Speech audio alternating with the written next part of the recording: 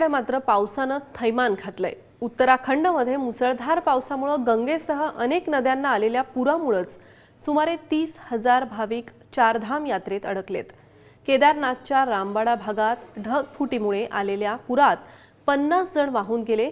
ते जिवंत सापडण्याची शक्यता कमीच आहे, तर धनोल्टी इथं ढगफुटीमुळे 400 जण अडकल्याचा अंदाज आहे।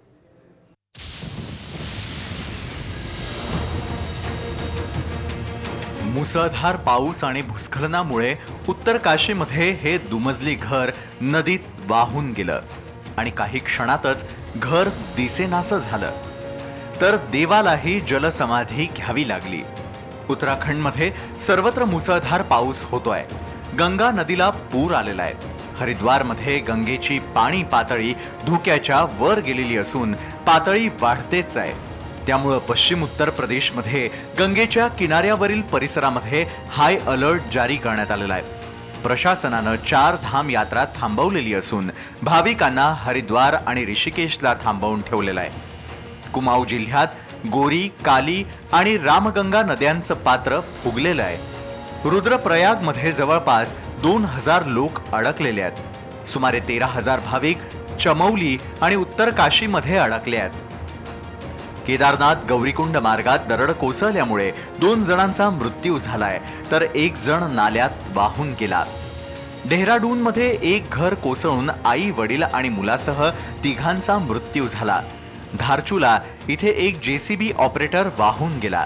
क्रिकेटपटू हरभजन सिंगही उत्तराखंडमध्ये अडकलाय। आपण सुरक्षित असल्याचं त्यानं सांगितलंय।